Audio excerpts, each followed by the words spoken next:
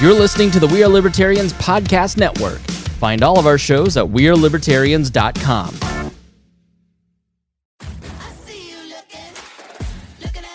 Hey, what's up? It's Wanda Sykes. I'm here to remind you about something super important, getting your breast screened. Because trust me, your breast health should be a priority. Early detection for breast cancer can change the game, which is why you should visit yourattentionplease.com to learn more. And do me a favor, if you've already had a breast cancer screening, remind your friends and family to visit yourattentionplease.com too. We gotta look out for our girls. What do you think of when you hear the word sex trafficking? Maybe your mind goes back to this moment in 2012 in Uganda. He's a warlord who experts say is responsible for the kidnapping of up to 70,000 people, many of them children. Operating first in Uganda, now in 3 other African countries, he and his militants have killed and disfigured tens of thousands of villagers, forced young boys to become child soldiers, forced girls into sexual slavery. Joseph Kony and his so-called Lord's Resistance Army have been doing this for a quarter century.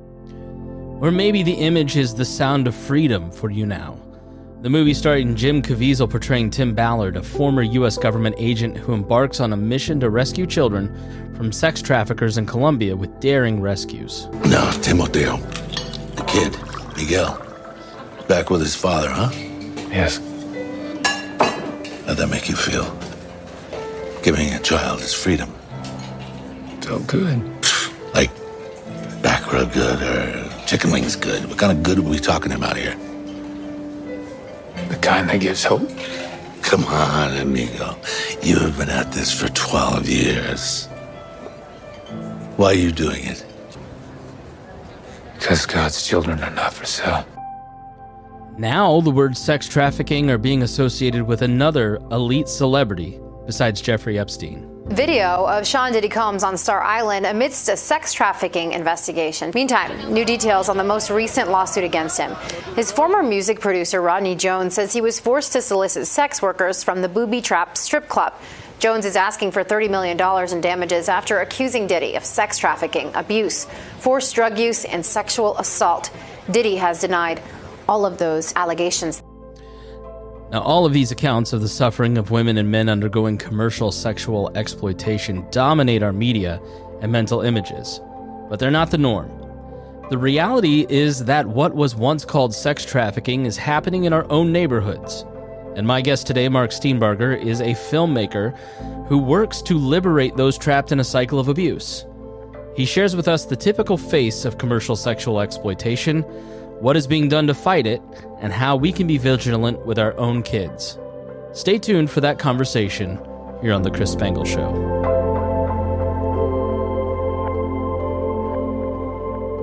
Tell us what you do. Tell us about Point of View Story. Yeah. So I started Point of View Story around circa 2018, got more active in 2019. And we're trying to help those coming out of sex trafficking in the healing-centered agencies that walk alongside those with that lived experience and find healing.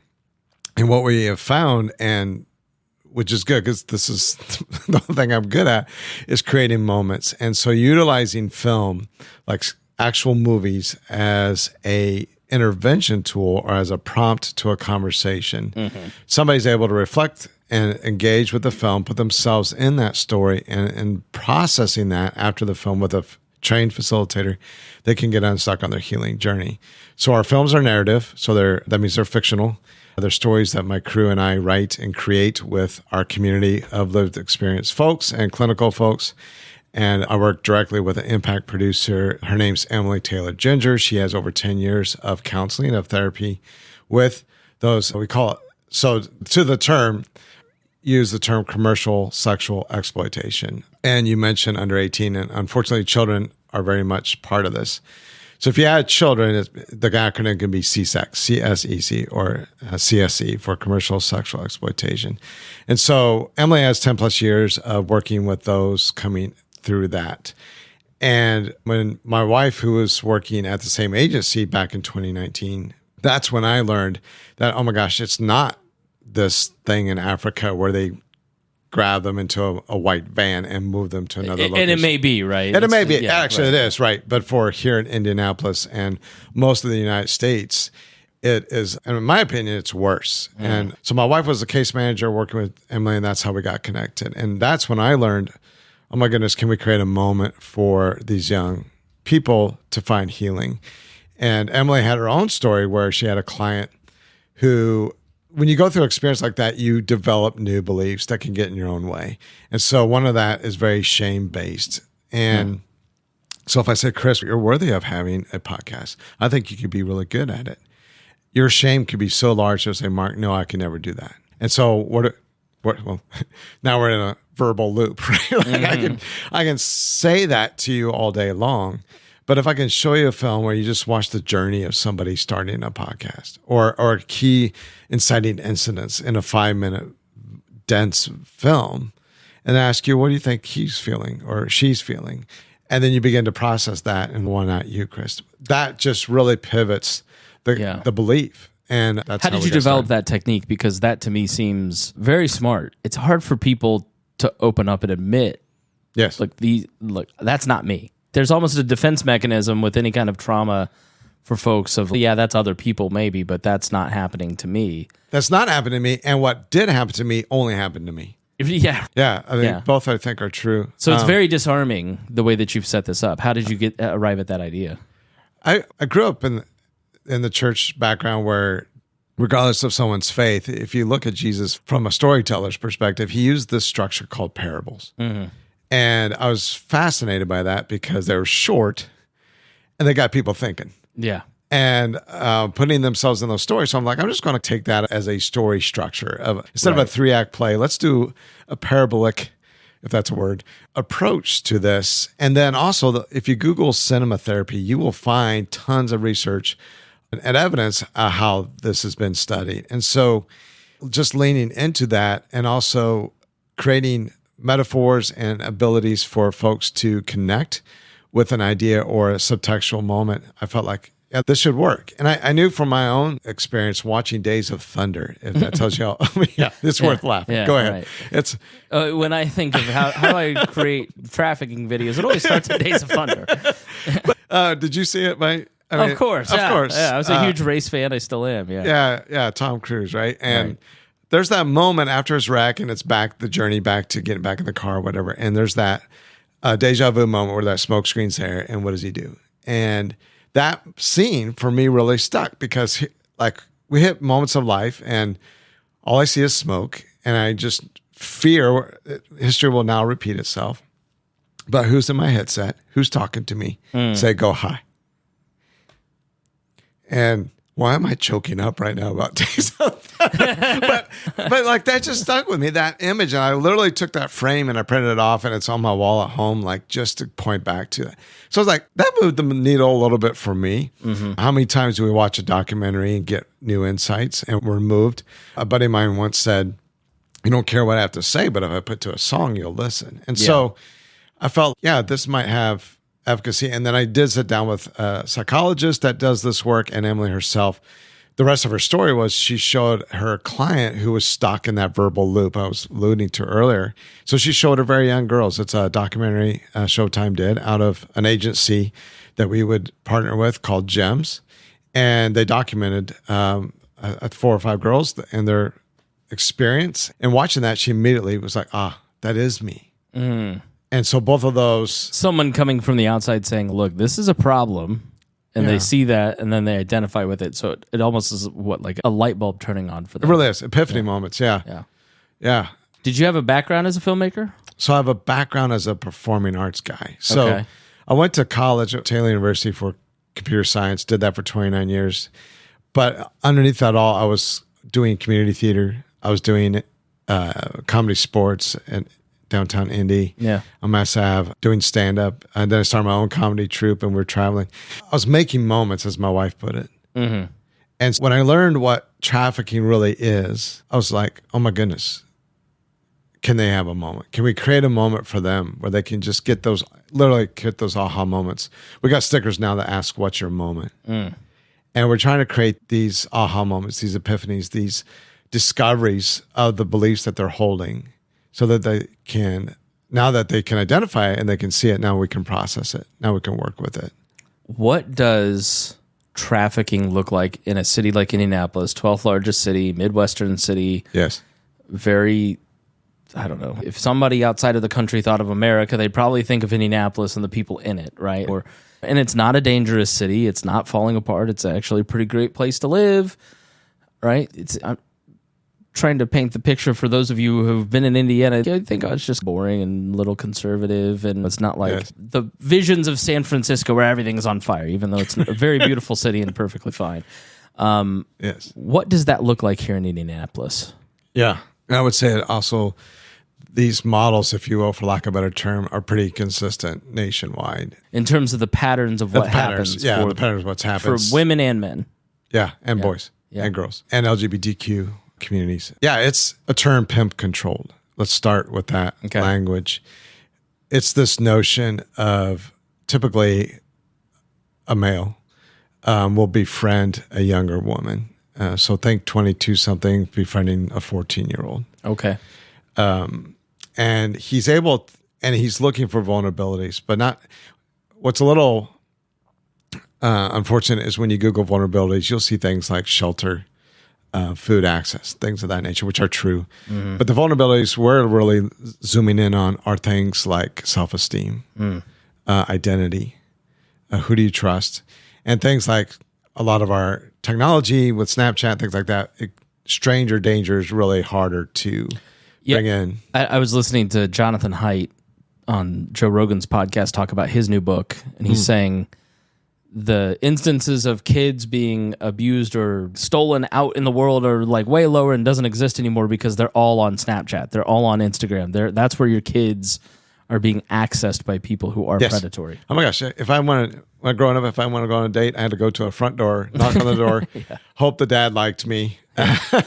And very palm sweating experience. Now, these kids are in their bedroom, in the privacy of their bedrooms, and they're chatting with people they've never met. And so this 20-something-year-old, and it could just be scouring profiles or whatever, but if they're on Instagram, things like that, they are able to, how they present themselves, be able to identify these vulnerabilities. If it's in the space, like in real life, seeing them coming from schools or seeing them at a mall, this sobering story where it was explained to me, like 3 girls could be walking down in the mall, and out of the 3, he could tell which one was confident, which one had the vulnerabilities, and which one he would approach. Has anybody identified like how those guys tell? Like, what is the? Yeah, I think it's body posture. I think it's just where who's the one that's talking, who's the one that's following, and then they just laser in on them. And so, how do they get access? Whether it's through friends or saying I'm a friend of. So it's not like, maybe it is, but maybe you could do percentages. Like, it's literally they're out in the world, they see a kid, and then they somehow get access to them on social media. Totally. As opposed to just on social media and randomly. I think both are happening. Okay. Absolutely. Okay. There used to be a website that fortunately they took down where it was like, that's getting ahead of myself. That's how guys were purchasing. But how they're actually connecting with these girls is both ways. Like in real life, identifying them, befriending the befriends. So a girl that's in the life will also befriend another peer and say, hey, I want you to go to this party with me. We got these friends, these guys. That kind of rings true to the Epstein thing. It was like you couldn't have Jeffrey Epstein without Ghislaine Maxwell. She was almost the person who came in and said, oh, this is okay. Yes. It's not a weird, creepy guy. There's another woman here. Right. Normalization is a huge part of this whole. And how do they get access? They begin to just fill that void, that vulnerability. So it's love bombing, right? It's I love you, you're beautiful, I bet your parents, and they know what to fish for. Like, how are your parents? Do your parents? And just start to get them talking about all the things. Like, so my mom's boyfriend lives with us now, and I can't stand him. I'm so sorry. I understand you. I get that. I had that too. I totally know what you're going through. So all these empathetic moves that build connection and attachment. And so that's what they call grooming. So these grooming tactics will be applied, and either online through chats or in person, they'll date them. If you Google Rebecca Bender, you read her story and her book. This guy dated her and was with her for months. and then said, hey, I got to go to Vegas to do this music job. It's no place for a family, so you need to stay here. And all she heard was, you see us as a family, I'm in. And so then that next piece, after whether it's a matter of weeks, or it's usually weeks or months, although I met somebody in Canada, and this was her, fortunately she did not get trafficked, but how she got approached was an old man in a wheelchair rolled up to her and said, hey, can I borrow your phone? So like maybe homeless presenting. And she's, yeah, I'm a nice person. Yeah, you can borrow my phone, text whoever you call, whoever you need to, so they can come get you, that kind of thing. No more as she got her phone back within seconds. Her phone's blowing up with, hey, beautiful, come over here. And then threats follow immediately. So I haven't heard that scenario as much. It's usually this long game that I've been hearing. And so but the key is it's not kidnapped off the street. Absolutely not. No. It's not even necessarily the story of the homeless presenting guy saying, do this or else.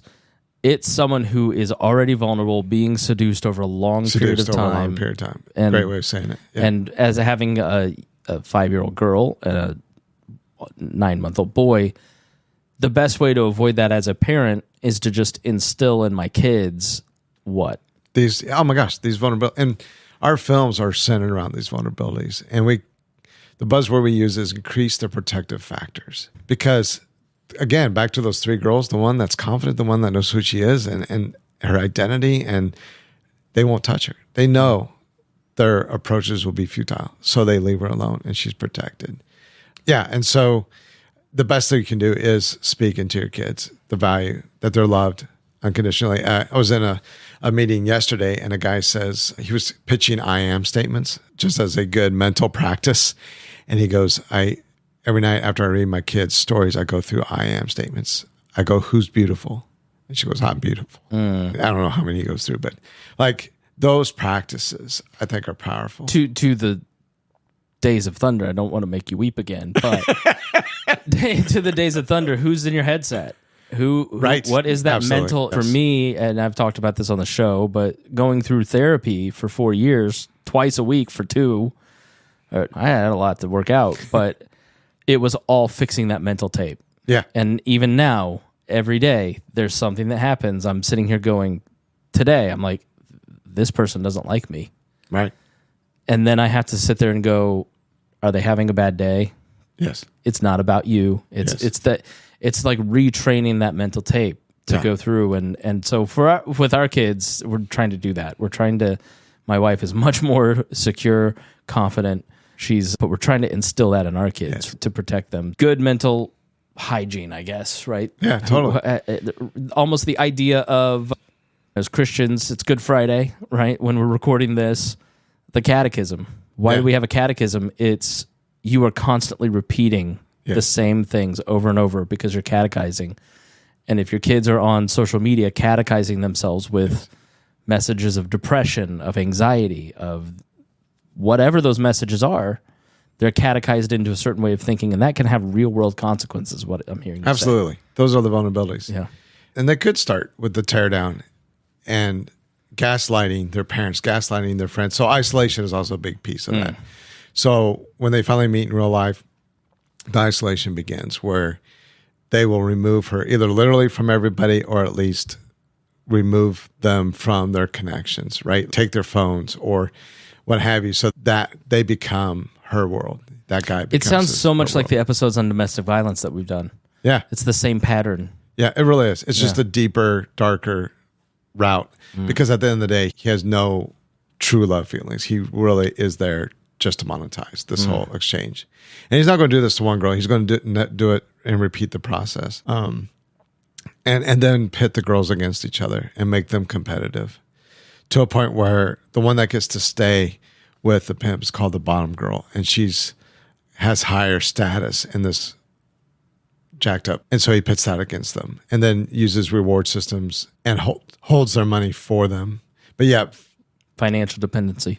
Yeah, creates that dependency, introduces drugs to help them just get through the day. Because these sexual assaults are easily 10 times a day. We're talking 7 days a week. So that's 70 times a week. And in some cases, some of these girls have been in these lives for decades. The numbers are just hard to get your head around. But yeah, somebody in her 30s could have had over 24,000 sexual assaults in her lifetime. So is it prostitution? Is sex trafficking the same as prostitution? It sounds like it, but I think in layman's terms, you're existing in a world of different terms and different shades of gray than maybe like black or white thinking like some of us might have. But is it these guys going after women to gather a group of women that they're then selling to probably men, but also women, right? And there's also men being trafficked.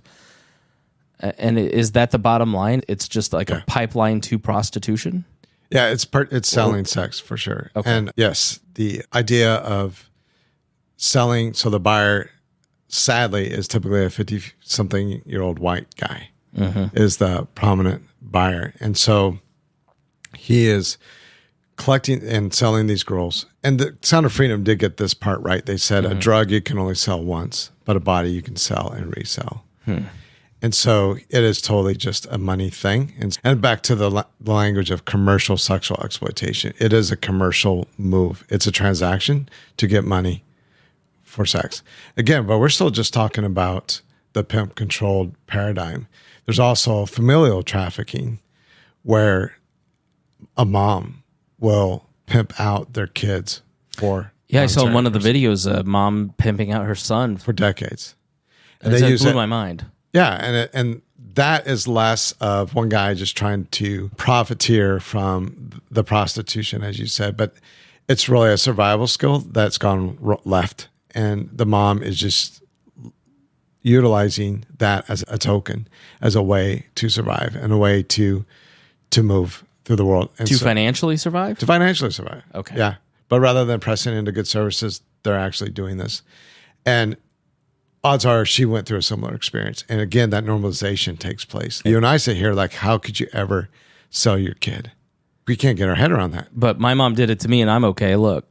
Yeah. That sort of thing. It gets so normalized. Yeah. And the gentleman you're referring to, he said he was out 30 years till he realized he had been trafficked, because it is so normalized. And therapists will tell you 70% that come to their door don't know they're being trafficked. And that's why I think the word traffic is a bit of misnomer, because they're not going anywhere. They're here. Yeah. They're in this just horrible DV on steroids type relationship. Yeah, was my next question. I have a friend who works at strip clubs, and she says all the time people will come in. Yeah, that most of the girls, especially the girls who work there, who are veterans, I guess we'd say, have been in the industry for a long time, look out for the younger girls because they're too stupid to see what's happening. Oh my gosh. Yeah. Totally. And so that was like my first time I went, oh, this is happening around here. And I could just be going into Starbucks or Target, and it's not like I think Netflix documentaries do a disservice to so many different of these issues, because we think of the extreme of the kid is in the basement, locked in the basement with 3 other kids, right? That's not what it is. No. It's a kid at school, going to school, or still going to school sometimes, or the man or woman at Starbucks that you're sitting next to, both working on your laptop, somebody in your office that isn't caged, isn't chained to anything. Right. They're psychologically chained. But, and that's how I try to differentiate. This isn't taken by physical force. This is taken by mental force. And unfortunately, you Google images and you pop in sex trafficking, you usually get duct tape over the mouth, tape over the hands. Right. Yeah, and it's so far from that. Some of these girls are still going home at the end of the day, and the parents are clueless to what's happening. Wow. So it's that in plain sight, as it were. So what is it like going... Give me an average example. Is it somebody just is going to work? She'd be going to work at Dairy Queen and then coming home? Is it like a physical location where this is happening? Is it... Yeah, it's not... Yeah, it's... not one size fits all by any means. If it's somebody under 18, they could be going to school and then telling their parents I'm going to soccer practice. For somebody else, if they're actually living with him, it's probably all day. And then in the evenings, those, like back to Bender's story when she was in Vegas, like it's working the casinos. And so you work all night long and you sleep during the morning or part of the day, but very little sleep, and you're just told to work and work. and then reward system. So if you don't come home with the right amount of money, there's consequences. And there's one gal, her story was the buyer didn't have enough money. Like they had it was agreed upon, $500, whatever it was, and he was short. So she came back short and he beat her, like pistol whipped her. And she said, he had more, but you told me not to take change. He goes, no, take change. So the next time he let the guy include change behind dollar bills, came back. He goes, I told you we don't take change, and then beat her with a pillow with the change. So just that constant mind games, even in that, no matter what you do, it's wrong. And so like just beating them down to a point. One gal, back to the way it was normalized, she was dating this guy. Again, this long game, this dating, grooming approach. And the way he brought it into her said, hey, my mom's got this small business. And so using mom, we're talking about a coffee shop, a bakery, and small business. Like just using that language normalized it. And then as he explained it to her, she goes, whoa, wait a minute. It sounds like prostitution. I ain't a hoe. And then he flipped it on her and said, all my girls, they've got nice clothes, purses. They're not on assistance, food stamps, SNAP, but you are. And who's the hoe now? And that got her in. That was, to her, was evidence your way is right. And after all, it's your mom. So she went in. And then after months of being in there, she's like, I want out. And he goes, oh, nobody wants you, bitch. You're a hoe. Yeah, how are you going to go out in the real world? And yeah. And so he flipped on her. So now she was stuck because that mental captivity got her stuck. And so she stayed for more years out. And eventually, thank God she got out. But like that, they are literally stuck there. That's just how strong the mental grip is on these girls and boys. Yeah, I'm 40, and the rise of pornography. Porn was always there. When I was in high school, a friend would get a tape, right? Magazine. It was very rare, right? And then somewhere in late college, all of a sudden with the cell phone explosion, it's everywhere. And it would be hard to explain to somebody who is 20 the order of magnitude more that there is in the world. And I never heard anybody culturally or personally ever preach against that, talk about that. Maybe I saw like the group, I think there's a group, XXX, that was like a Christian group maybe. But there was never anybody in my life until the last few years that was like, this is wrong for these reasons, and push back on it. And then you dive into it and you realize how much of pornography is women stuck in these cycles. It really is. Oh my gosh. Can you give, because if you watch it, it's, they're just starting OnlyFans and they're happy about it and they're doing this and that. But what's the order of magnitude? What's the percentage, or are there figures or an understanding of how much of the pornography that you are, not you, but the royal you, we are consuming in the world is actually women stuck in this cycle? Yeah, and I don't have specific numbers, but I can guarantee it's large, vast majority. So I have a personal friend who came from that industry, and it's similar grooming approaches, right? She was told, here's what our offer is. You will never be asked to do anything you're uncomfortable with. Here's your person. If you're ever uncomfortable, you just call her. Like, they gave her all the right things. But when it came to those moments, they flipped on her. They said, you're being ridiculous. You're being too whatever. Everybody, again, the normalization. Like, everybody does this. Everybody does this. Yeah. Are you really squawking about that? Come on. And just, again, that pressure. And so she stayed in it. She goes, but it was 100% that life. And they controlled her, and they controlled the money. It was the pimp story, but just in that context. And so the number of women that say, hey, I'm just freely choosing this path, and I'm going to be treated like an actress if I was in a normal movie. I don't know of anybody that has that true story. I believe it probably does exist, but it's such the minority. I'm putting in the 1% to 2% would be my best educated guess. That well over 90% of the time, this is not a good, healthy job with benefits. Yeah, it is a very harm. Yeah, because this experience. Sex, being a libertarian especially, you see sex work is dignified work, and it's important, and this is women's empowerment. And what I'm hearing you say is you're opening a door to places that you may not have control. You may be making the choice to be liberated and empowered, but that may not be the end result. And that's the way it's running. There could be a utopian setup where that can take place, but the reality of how it's being played out. And strip clubs is not that much better. So there's 2 agencies here in Indy that work with girls that are actively in the strip clubs and just offering them a way out if they want it. Because a lot of them, it's behind the curtain, as it were. It's still a pimp-controlled dynamic. So a way out meaning what? Other jobs, housing, what? What does that look like? A way out? Those are trying to provide those on-ramps out. So it is, and those are, now you're starting to talk about the agencies we're reaching out to, where depending on what the agency is, it could be a mentoring type thing where, hey, I'm going to walk with you. I'm going to help you find new jobs. I'm going to help you figure out housing.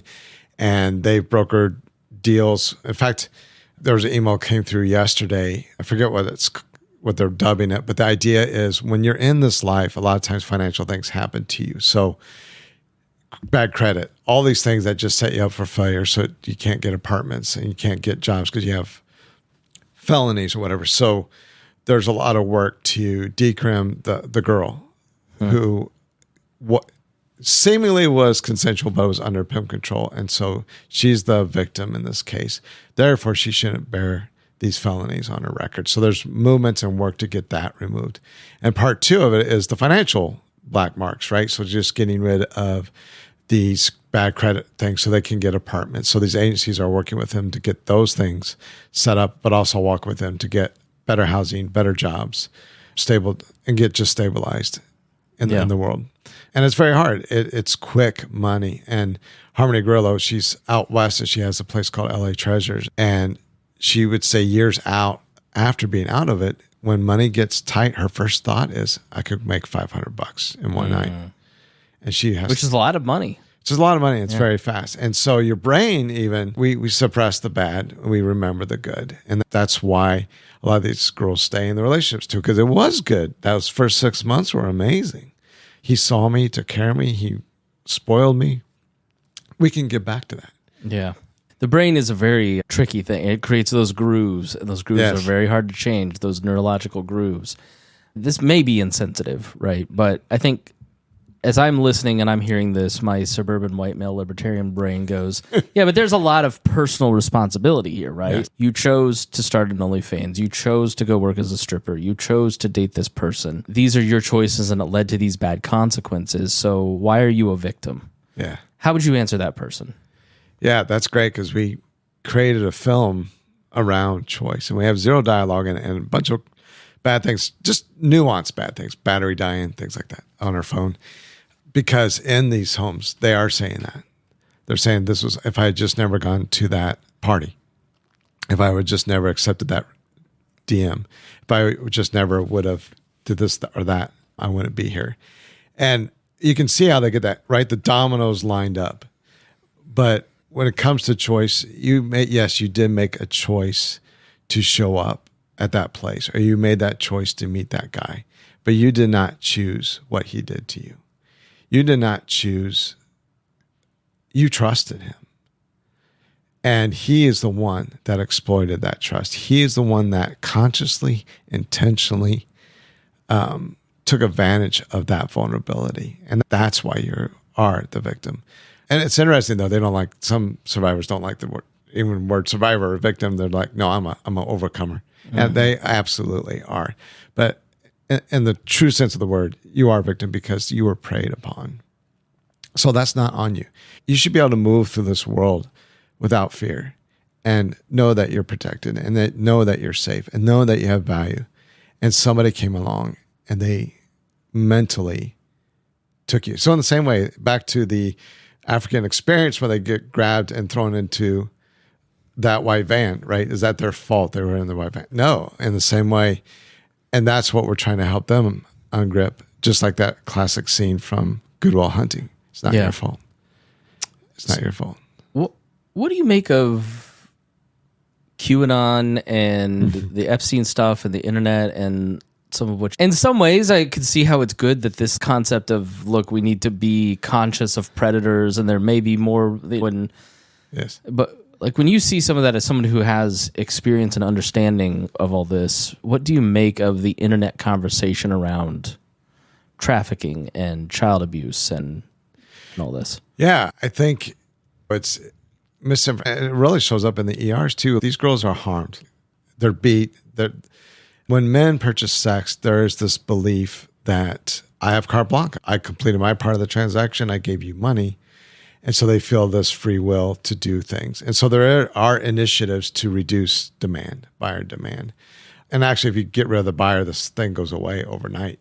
So those doing the work, that's amazing work. What does that look like? Is that It's letting guys know, okay, when you purchase sex, here's what's happening after you leave. And here's what you're doing. And just because you pass money, it's still another human being. And so just, again, the porn and the things like that have also created these images that say that this is okay. it's a cultural understanding of the Imago Dei, that everyone's created in the image of God, that Yes. everyone's worthy of dignity and respect and liberty, and you are participating in a system that is robbing someone of that. Even though it is not caught, it may you may view it differently, the royal you. But yes, Yeah, that makes a lot of sense. that totally is it. And so, Like in the abortion space, 60% of abortions are from young Christian women because they don't feel their family will support them. right, And they will be shamed. yes, And so no one will know. And then they go and they have an abortion, and then they live with that regret and that shame. And my wife's working with Embrace Grace as a way to say, look, you'll be celebrated by somebody, yeah, right? You don't have to go through with this thing that you don't want to do, but to feel you have no other choice. Right. That's a very cultural thing that, if with men, if we, the royal we, can get men to start thinking differently about things, that'll take the demand away. 100%. Yeah, love yeah, that. that's huge. But yeah, as far as then moving through out, like it goes back to the protective factors, and like you're talking about engaging with your kids, obviously being present, knowing who they are, who they're with. Every kid game seems to have a chat feature. Yeah. So from Roblox to Minecraft to what have you. And those are all doorways to getting access to your kid. And so just figuring out what does that look like in your home, like checking those messages, or how to still get trust with your kiddo, but also realize, hey, this isn't the same. A gal from the FBI did a talk on internet safety, and she said, your kid going and taking a shower, that's privacy. Give your kid that space. But your kid being on Snapchat or whatever, that's a different type of privacy. And as a parent, you should be very engaged with that. So I have not seen the Tim Ballard movie, Sound of Freedom. Okay. It started a lot of conversations about some of this stuff. It did. What would you say to me? I'm going to go watch the movie. Where would you go? Look, here's the good, here's the bad. What did you think of it? So the good is it does happen in Cambodia. His story is true. Tim Ballard and his organization, which he's since left, called OUR. Those are true events that happen. And it is the van gathering the kids and trafficking them somewhere else. But it's also Cambodia. And I feel like at the end, Jim Caviezel gets on there and tries to bring it back to the U.S. And I feel like that was not helpful, because that's not what's happening here. So that just reinforced the misinformation, and that's big. I meant to mention this earlier, but like our ERs, because they get harmed, they're showing up in our ERs 6, 8, 9 times on average. They're saying our doctors and our ER staff got to get really good at being able to identify this, because you can't ask them, are you being trafficked? Because the answer will be no, because 70, 80% of them don't know. They're just in a bad DV situation. Yeah. So we have to get better with our questions. So Sound of Freedom. So that's good. Like it did that, but it was still misrepresentative of what actually takes place in the United States. And then in my opinion, the last part is they don't show the recovery, which is the space we care about. They just show the kid coming back, and they present the kid like he's unscathed. I'm like, you know how much trauma that child has just experienced? Right, yeah. She's not okay. And she's going to need lots of therapy and lots of help and lots of just services just to help her undo that damage. So let's start that conversation about recovery in the space that you're working in. I hear you say they don't know, but if you're having sex that often and there's money being exchanged, like, how does someone not know? And then how do you and the organizations you work with unnormalize that behavior? Yeah. So one story of a gal was she was in a restroom at an airport in the stall, and there's "Are you being trafficked?" 1-800 hotline, the hotline, which is a good hotline, by the way. And we do need to distribute that number, which I don't have off the top of my head, so we'll put that in the show notes. Okay. But she was like, "No, that's not me, because I'm about to hop on a plane, a private plane, eat caviar. That's not me. I'm living the high life." So for her, it's a business. It's a business. transactional. I'm making the choice, right? It's Seemingly, she's yeah. not necessarily seeing the power structure that she's working in. She doesn't. Yeah. Yeah, and so it's getting really creative with the questions. Are you being required to sell sex for goods? Or do you have the freedom to make your own financial decisions? Do you have? It's getting really good, and the intakes are continuing to get better. There's tons of people working on this stuff. Heal Trafficking is an amazing organization that's working with those doctors and trying to get that better to identify for them. But yes, educating the young people and identifying that these things are not okay. It's not okay for somebody to expect you to do this or that. Like, regardless of what they've done for you, even if they've given you gifts, you saw the boundary work, right? Mm-hmm. You still have the right to say no. Because somebody gave you a gift doesn't mean that you owe them something in return. Classic dating, like growing up, you would always hear about these sleazeballs that would take a nice girl out to dinner and then say, "Let's go back to my place." And they would expect sex. And you would hear the cliche of, "I bought your dinner." And like, somewhere in our culture, we created this transactional thing that if I give you something, you somehow or therefore owed me something back. And so just helping young people realize, regardless of what has been given to you, you don't owe anybody anything. And yeah, and then it's easy for us to sit on this side of it and say, "Oh my gosh, the money is being like," isn't it obvious? Isn't it obvious? Yeah, but right. It's been so normalized. And it typically starts out like, "Oh, we need the car fixed. My buddy will do it if you'll sleep with him for $400. But just this one time, babe, do it for us." And eventually one day we're going to move to Hawaii or we're going to move out west, but we just got to do it for now. So they just normalize it and say, I know it's not the best, but if we could just do it for now, because I love you and we're going to have a life together, but we're in a jam right now. So if you could just do it this one time.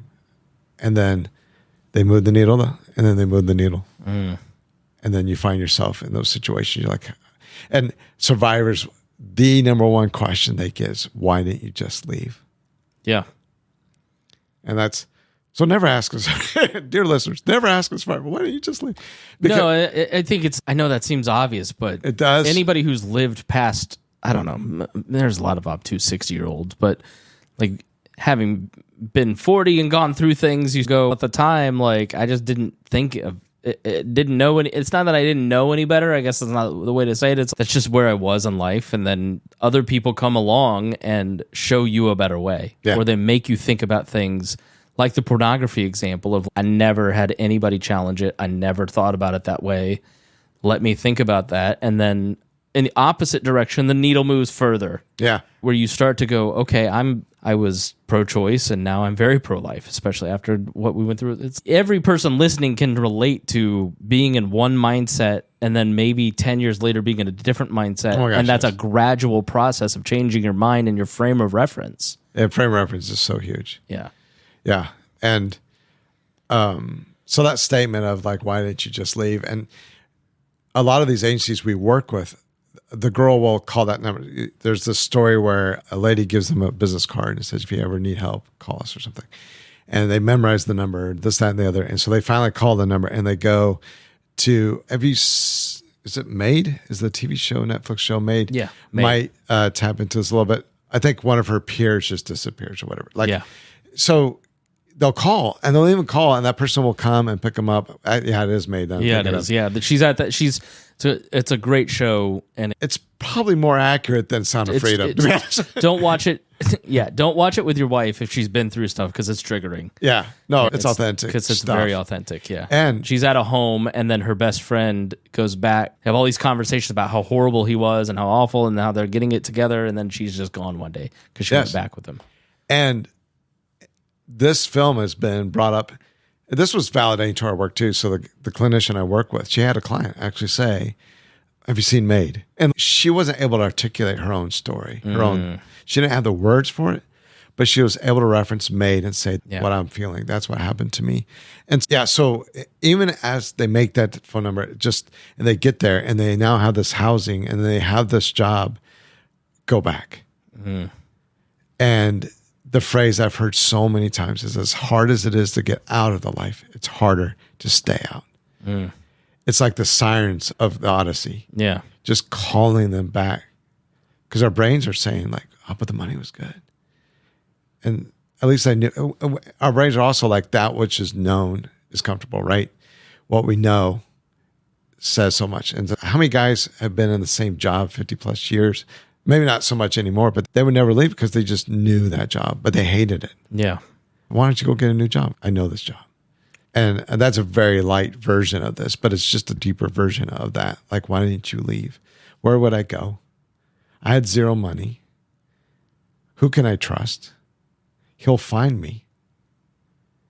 And I would be worse off.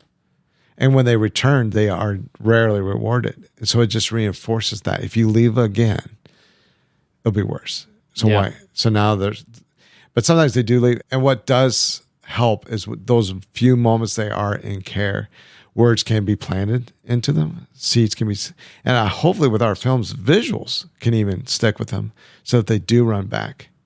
Now they have something to at least contrast to their experience. Oh, you believe he loves you? Yeah, but if he loves you, why is he doing this or this? And then when those things begin to happen, now the doubt has been there. Maybe they were right.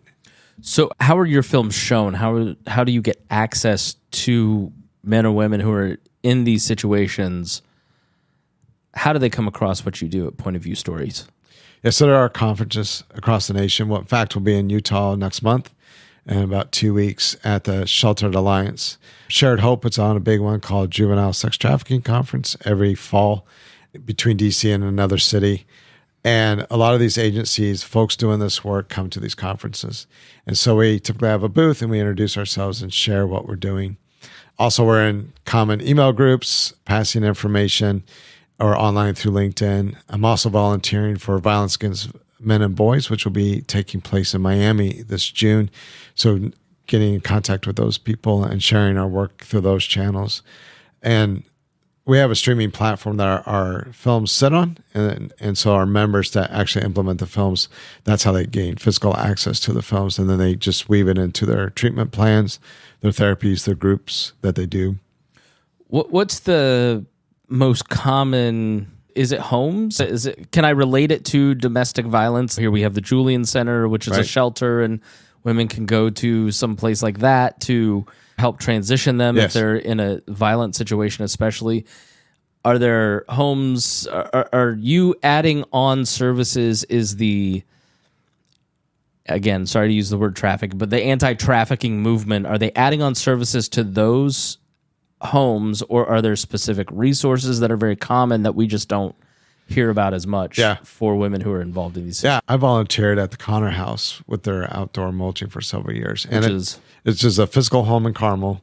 It's a 2-story home, and it's DV wives and moms. They have little ones, but they're in a domestic. They're not being trafficked, but they're in a domestic violence situation. So they're in this undisclosed home in Carmel where they're living to get that safety and get being safe. So it's very much that model.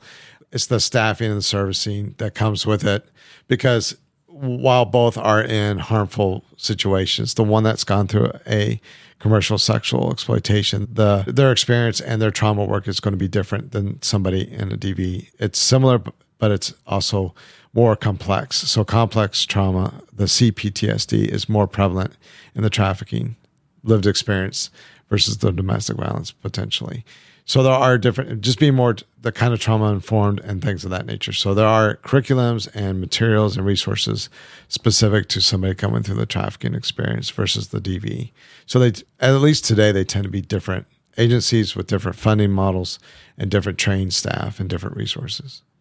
Yeah, I've noticed in my research for this, tons of different resources and people doing a bunch of different things. Yes. There's a lot of organizations that are working on this stuff, right? Yeah, there really is. And it's more siloed than it probably needs to be. And hopefully with time, that's a big question we get. Do you plan to expand? Because it seems like sexual assault is the next thing over and very similar. And then DV outside of that. And then prevention and awareness outside of that. And yeah, so we definitely want to try to bring more of these silos and be more of a horizontal resource.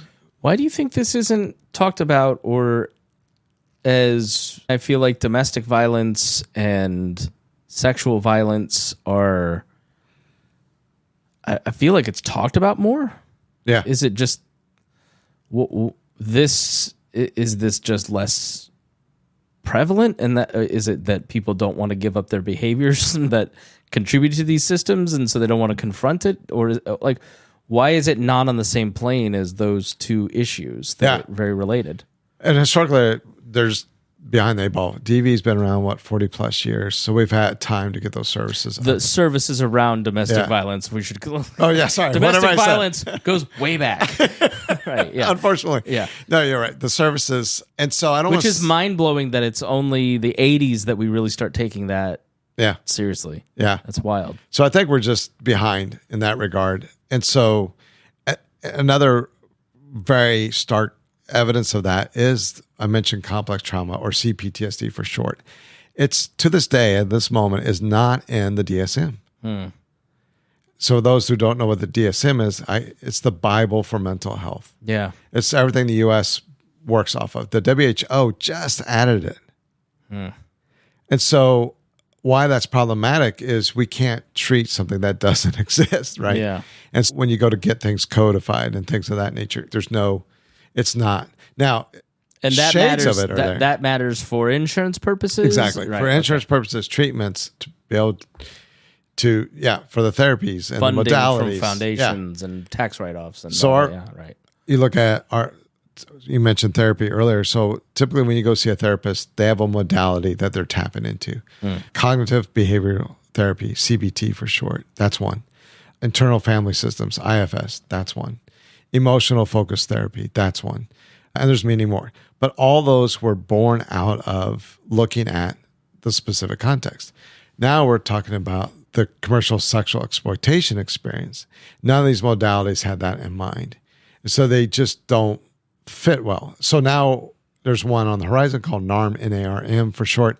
And so it really is just, we're 4 laps behind the leader. Yeah. And getting into the DSM is going to be big. Getting just the services and the modalities and the talk-based therapies up to speed. And we call ourselves, we're using film as an intervention tool. So it's not a modality, but it can support a modality. And it is bringing that individual experience to the conversation. And trauma-informed, another phrase of that is being tailor-made for that survivor, because their experience, while they may experience the similar events, the way their body holds trauma is very different. And in fact, the way trauma is explained, it's not what happened to you, it's how your body holds it and responds to it. What does the mean, body holding trauma? What does that mean? Yeah, so a very groundbreaking book called The Body Keeps the Score has been heralded as like a groundbreaking understanding of trauma. In a smaller sense, something that happened to me was I was at Near East Side at an Olive Garden, and my car got broken into while I was inside the restaurant. So I come outside and I find my computer gone and my rear driver's side window smashed. Super violating, pretty low T, small T trauma for sure. I wasn't physically harmed, but it was something that just messed with me for a while. Let's say you went through that same experience. You might hold that differently. You might be all like, yeah, East Side. Right, yeah. Believe me. I got all 4 of my tires stolen. I just made a joke out of it, because what are you going to do? What are you going to do? Like, you can hold that differently. Like, it was how you responded to it. And being trauma-informed is understanding that and working with that person. And healing is never linear. And so it doesn't mean that I have a trauma happen to me, so then all of a sudden my back seizes up. It's not like physically you're holding it in. It's There's like some elements of that for sure. All right. But yeah, but the idea of the body keeps the score, the body remembers, and it can hold things. Whereas your response may be anger and stewing on it. Mine is I'll put it on the internet as a joke. Two different responses. Two different responses. Right. Okay. Yeah. Gotcha. But we have evidence like stress brings health problems, right? Yeah, for sure. And so if you are stressing, if you're always in a state of high fight, flight, or freeze, or fawn modes, like we know the chemicals, the serotonins, the dopamines, or whatever, are constantly flooding, put you in does things. It literally physically rewires your brain. Took a NAMI course, NAMI, national. I'll have to Google that one too. But National Addiction of, I'll let it go. But anyways, they do great work on looking at brain scans of what our brains look like in trauma, and it really is differently. And a lot of these girls have been put in these heightened. Imagine your car stuck in fifth gear. That's what these girls are. And you get addicted to drama when you live in drama. When you live in chaos, you get addicted to chaos. Chaos is formal. Then back to what I know is what I'm comfortable, because it's known at least. And so when you're trying to bring those bodies back to a normal state, there's just a lot of rewiring and physicality that has to happen to get you back to there. So you don't, and they call it the window of tolerance or resilience. And somebody's gone through that level of trauma, their window of tolerance is really low. So it could be something as just a phrase. There's one pimp several pimps that might use the be sweet. They would always tell the girls, hey, remember, be sweet. So someone jokingly tells them a joke at a neighborhood barbecue, says, you're sweet. Boom, triggered because of that window of tolerance. So part of that work is just building that window of tolerance so that when they get told, hey, you're sweet, it doesn't become such an activating experience. And that's where the work takes place. And it's going to be a little bit different for her than it is for the DV victim. Okay. Got it. How can people support your work? Where do they find it? Yeah. Shameless self-promotion time. I appreciate that. No, pointofviewstory.com. At the end of the day, we're trying to get our films into these agencies. And while we have a fiscal agent, you can definitely donate to us. We're looking for partners for agencies that maybe don't have a lot of dollars. And so reach out to me and we'll connect you with an agency and you can walk hand in hand with them in the front lines. So around the country, if I'm in Texas and I'm listening to this and I feel moved to do something, what kind of local agency should I send an email to and say, hey, check these people out? Oh my gosh, yeah. Hop on Polaris is a wonderful website. Google like national trafficking websites. They have maps of all the agencies that are doing, well, hopefully all the agencies, but many of the agencies that are doing this work. The OJC, the Office of Justice and Criminal, that's what it stands for. There are a lot of the federal dollars. See where their dollars are going. And also the VOCA grant, the Violence Against Children, is also a lot of the dollars that are fueling and supporting this work. Follow those dollars where they're going. Those agencies are potential partners for us. But yes, pointofviewstory.com on the web, Instagram, LinkedIn. We do have monthly film reviews where we show a film, we break it down beat by beat and show how somebody can engage with it. So anybody's welcome to hop on those calls. We'll post that on LinkedIn. So once some of the folks can just zoom. So like Forrest Gump? Like that kind of movie? Or no, one our of your movies. One of your movies. Okay, one of our right. movies. Yeah, 5 minutes. Right. 5 minutes. I didn't even mean to be funny. But yeah. Okay. 5 Because I minutes thought shorts. in my brain you're like breaking down a movie going, this is the problem with this thing. But okay. All No, right. Showing just your movies, yeah, right. just helping them like you're talking about choices earlier. How do we navigate what we can own and what we don't have to own? And so we have a film for that. Great. Got an app for that. Got a film for that. So yeah, pointofviewstory.com, Mark at pointofviewstory.com. Here in Fountain Square, we'd love to meet folks and just help us get this amazing tool into the hands of those, helping them find freedom. All right. Mark Steenbarger. Yes, sir. Got it. Okay. Mark, thanks so much for joining us. Chris, thank you. I appreciate you caring about the subject and just sharing it with Absolutely. your audience. It was tremendous learning experience for me and I think for everybody else. Thanks so much for listening here on the Chris Spangle Show. If you got something out of it, the best thing you can do is share this knowledge with other people. We appreciate that. Absolutely. And we appreciate Mark's time and we appreciate your time. Thanks so much for listening here on the Chris Spangle Show. Here at the Chris Spangle Show, we are dedicated to helping you understand current events in a new and hopeful way. And it takes a lot of resources for our team to make that happen. So please consider supporting our work now via Patreon at supportcss.com so that we can continue to be a sane voice in a media landscape that no longer incentivizes it. Thanks especially to our $100 a month members, Vincent Peichel, Matthew Durbin, and Reinhold. Thanks to all of our patrons for making this show a reality.